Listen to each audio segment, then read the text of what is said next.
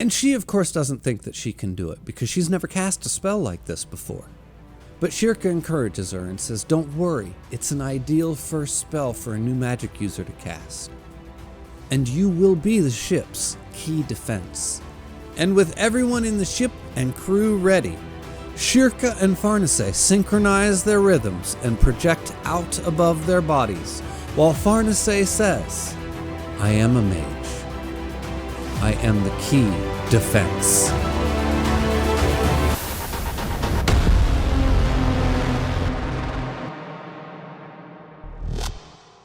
Welcome back to Berserk, everybody. I apologize right up top. You're just going to have to bear with me, but I have been very sick this week. But I refuse to let a little sickness get in the way of Berserk. Baby. Anyway, I'm already questioning this. But we're just going to power through. Also, I kind of feel like I jinxed myself because last week I did Dorohedoro, and I made the comment in my video that it's the most consistently censored manga that I've had to do, even more so than Berserk and all that crazy stuff. And I should have just kept my mouth shut because as soon as I said that, I went and I read this and it was almost like Berserk was like, hold my beer. So needless to say, there's going to be an uncensored version of this up on Patreon this week. Also, speaking of my Patreon, let's go ahead and start this off the same way we always do by thanking my patrons. Thank you guys also very much. And by the way, if you are also interested in joining the Patreon, there's always a link for that down in the description below. Also, if for some reason, like in this week's video, if I have to censor the video, there is always an uncensored version of it up on the Patreon. Now, hold on. Sorry about that. Also, I think I finally reached peak bookshelfage. I don't think I could possibly fit any more bookshelves in this room at this point. If you've been watching for any amount of time, you've probably noticed that there will silently just be like random bookshelves that appear like as time goes on because I just keep adding more and I don't generally call attention to it. I mean, I did this time, but... Anyway, we pick up right where we left off with Farnace summoning the protection spell. And it feels just as epic as it did in the end of the last chapter, right? These magic panels are some of my favorite panels. They just look so good. But do not worry because this is not the end of the glorious panels that we're going to be seeing for this read-through. Oh my god. But now that the spell is cast, Guts is going to turn to Farnace and he says, "It's your watch." It's scenes like this that makes me realize just why people want so badly to have a good quality anime adaptation of this manga. I mean, I'm kind of also of the mind that I just don't know if it'll ever happen. I mean, it's just so big. It might be too big to do well or right. It could, I feel like it could be done. But to do it right and to do it well, it's just so large and it's just so good. I don't know. I just don't know if it's possible. I don't know if it will ever see the light of day, at least in the way that people want to see it. I mean, look at Attack on Titan, for example. It took, 10 years to create 4 seasons of that? I mean, imagine something, how many volumes long is this? I'm on 37. You know, like, I just don't know if it'll ever happen. But anyway, Shierke climbs on top of Guts and they're off. Also, when she gets on Guts, she realizes just how much stronger the beast has gotten. I feel like I can't talk all of a sudden. I should do some tongue twister exercises. Doodly diddly daddly dee, doodly diddly daddly dee. Also, can we all just kind of admit that the Berserker armor, when she's on his back, looks a little silly? I don't know if it's his mouth sticking out or the eyeball or whatever. The whole design in general, like this just looks better than this. That's all I'm saying. Although, to be fair, that's only true when it shows the armor because we also get shots like this, and this is pretty awesome. Anyway, they're going to go down underneath the island and they're going to come face to face with the sea god. And it's enormous and it's clearly too large for Guts to even fight. So we're going to do the only logical thing and we're going to jump straight inside of its mouth. And now once we're inside the monster, we're going to find a literal graveyard of ships from, all the ships that it has swallowed over the years. Also, they hear what sounds like cannon fire, but they realize that's actually its heartbeat. So cool. At this point, we realize all we have to do is stab the heart, and the beast is dead, and it's over, right? Sounds easy. But then some bugs attack, and we realize this trip might not be as easy as we thought. Meanwhile, back on the surface, Captain Hook is now going to attack the seahorse in full force. And the magical barrier will keep out the magical creatures, but the physical creatures can still get in. They're just half as effective, or something like that. And to be fair, it keeps out the little whale things, but the men get in, but they're technically tentacles of the other underwater monster. It's not super clear who can be in and who can be out. But anyway, so the fight is on. But now, down inside the monster with guts, he takes out all of the bug creatures, jumps up, slices a hole in the stomach lining, and jumps out, just to run into some spiders. And now, back on the surface, the fight is in full swing, and I'm not even gonna lie, at this point, the buildup and the tension and all of Farnace casting the spell and everything has been built up so much. My excitement is at an all-time high. And suddenly we get to this section and it's going to immediately devolve into several pages of banter between Isidro and Captain Hook. And it really just sucks all the tension that they took like 2 chapters building and just throws it out the window. I'm like, Urgh!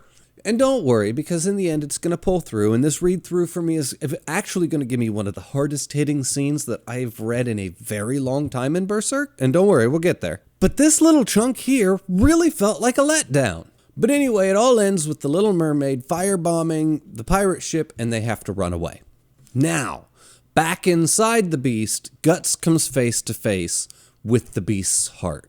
But his body's growing heavy, and it's getting hard to breathe.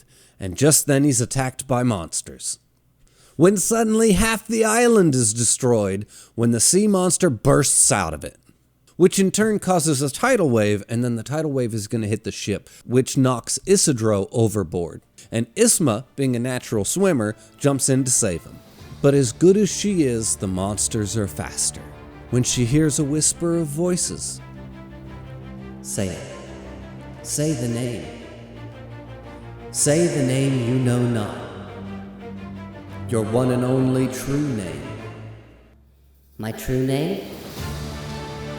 And she transforms into her full mermaid self and outruns the sea creatures, bursting out of the water and saving Isidro. And I mean, I knew it was coming. You could see this coming a mile away. You could see her becoming a mermaid a mile away. All of it was not surprising at all, but the execution was so good. Oh my gosh, I love some of these little scenes that you get. The build up, the everything. Oh my gosh, I love it. And then the fact that she doesn't even realize that she's transformed into a mermaid until after the fact, and she's more surprised than anyone that it happened. It's just, it's so good. It's just so satisfying. I mean, this section was awesome, and it's not even the best part yet. But then suddenly a school of something appears all around the ship, and we see all of the mermaids now have come out, and they have come to fight the sea god once more. Meanwhile, inside the monster, Guts is still fighting, and he is at this point bleeding from his eyes and his ears and just vomiting blood from the pressure. But now the mermaids are all off to fight, with the seahorse in tow, and Roderick's in charge. After a quick pep talk from Isidro, which was a great character moment on a couple different parts because Roderick's just the best and we know how good Roderick is. But even Roderick was overwhelmed by what was all happening here at this point in time, and the person to snap him back to reality was Isidro, and it was a really good little moment for Isidro. It was a great little beat for him.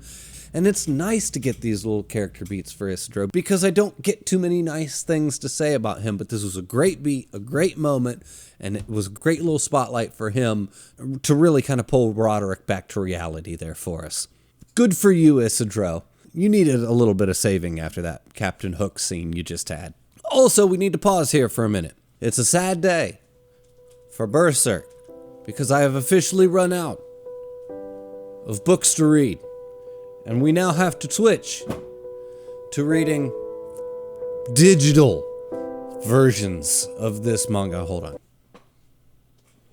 Let's bring this back up here just so we can remember the good old days while we look at these terrible digital scans. It's not that bad, but I would much rather read a book than this digital crap. Anyway, we're moving on to the digital world.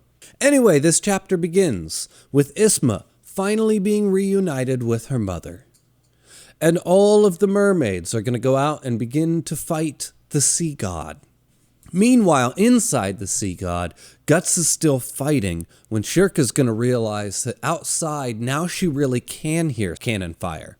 And it's at this point that she realizes that Guts can't hear it, which means that Guts can't hear.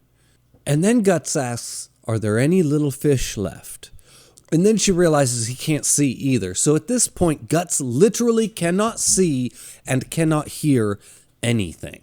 Even his sense of direction is gone from the constant booming of the heart that he's next to. And now we're going to turn the page. And here it is. This is the page that hit me harder than anything else on my entire read-through this time. Guts and Shierke are f***ed. And Shierke at this point realizes that they're f***ed. Guts is known for a while, but that's just how Guts is. He's going to roll with it, and he's going to fight against it, and he's going to refuse to accept it, and he's just going to struggle through it. That's just what he does. But now's when Shierke realizes it. And all of her lecturing and all of her, oh, don't push yourself too hard, and oh, be careful, and all of that's out the window. And all the I told you so's that she could give, or it's over there, but be careful, none of that. Instead, we get a shot of Shierke crying as she says, you finished all the fish. All you have to do now is strike the heart. Just get close and slash it. That's good. It sounds easier than a fool's errand. Guide me. It'll be like blind man's bluff. Okay. Forward. Slightly to the right. 5 more steps. We're the ones who have it cornered. And we go through all of this just for Guts to collapse. Like, what? I do. The weight of everything. This is officially like one of my favorite top Berserk moments ever. The tone is perfect. The art is perfect. There's no banter. There's only understanding and acceptance. And 2 people who understand exactly what needs to be done and are going to do it. And then the scene ultimately ends with him failing and falling down. And now, just then, at their lowest moment, we hear singing off in the distance. All of the mermaids are singing in unison. And you remember at the beginning of this when I said, do not worry because the amazing art panels aren't done yet? Well, here we go. And this one in particular I felt was quite stunning. Now, down in the belly of the beast, the singing's going to cancel out the heartbeat. And now Shierke looks at Guts and says, Guts, you got to get up. This is your chance. But Guts isn't getting right up. At which point, Shierke then looks at him again with tears in her eyes and says, don't we have it cornered? Oh my God, this manga. Like, wow. And Guts literally doesn't even have it in him to stand up. So he's going to then taunt the beast inside. Like his little dog beast. He's going to taunt it into getting up, basically giving him the strength to get up. It's nuts, man. But anyway, Guts gets up, and with Shierke's direction, he cuts the heart. And the creature ultimately dies and erupts blood and pus and puke and all kinds of crazy stuff, ejecting Shierke from Guts in the process. And ultimately, Guts is trapped inside. And now everybody's kind of recovering from what just happened when we realized that we're missing Guts. And so now the ship and the crew and the mermaids and everybody's going to prepare to go in and get him back out. Just for us to get a shot back inside of Guts down there by himself, trying to talk to Shierke and realizing that she's not there. And he's now down there by himself. And he literally just lays there and asks the question, is this how it ends? When suddenly the little boy shows up to guide Guts up and out. And after a little ways of climbing, he eventually finds the mermaids. And the mermaids are going to take over and they're going to carry him up to the surface in safety. And just that whole thing was wonderful. I mean, oh my God, I just loved it. And the next chapter begins with the ship at full sail and all the mermaids leading the way. Yes, please. But anyway, now that that's all said and done, we're all back on the ship and we're all on our way to Elf Island. And the little mermaid girl is there and Farnace is learning how to focus her odd now to kind of help Guts heal faster. When suddenly the little boy disappears into thin air. When Shierke hypothesizes that maybe he's actually a magical emissary from Elf Island. And all in all, this is a nice little wrap-up chapter to everything that we just went through. But if I had one complaint about this chapter, and I do, it's that Guts looks a little bit too good after everything that he just went through. Just how hard-hitting and how heavy-hitting all of that was and how affecting that was to him. He just looks way too good. After that, I would expect him to be a little bit more beat up. Yes, he's wrapped in his bandages like he always is, but he looks way too happy, and then something happens with Casca, and he just gets up and starts walking. I'm like, nah, come on. Give me a little bit more battle damage, right? It felt so impactful in the moment. Let it feel just as impactful after the moment, but whatever. It's okay.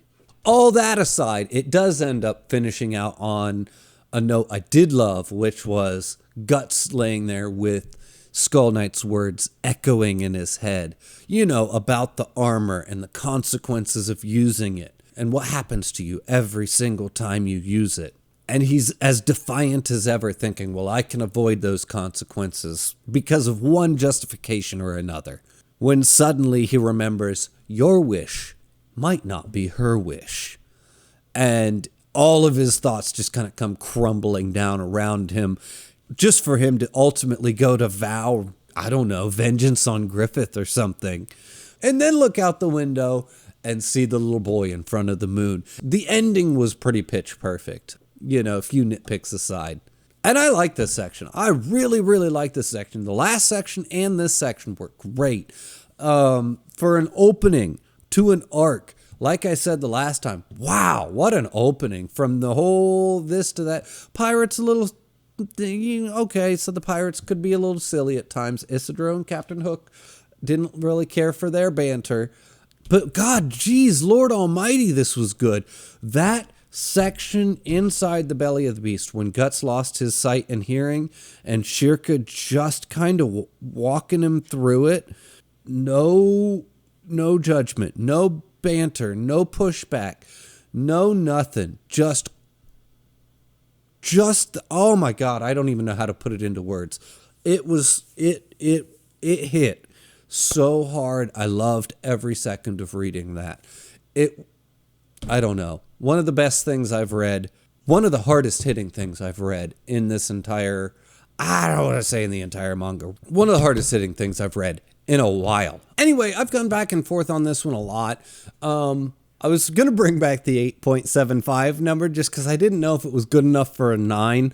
But you know what? With the artwork and how hard that scene hit and just the imagery of those mermaids, just the sheer glory that was some of those panels. Oh my God.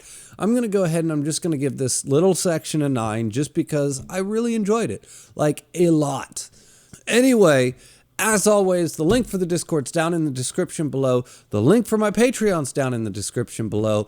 As always, everybody, thank you for watching, and I'll see you next time.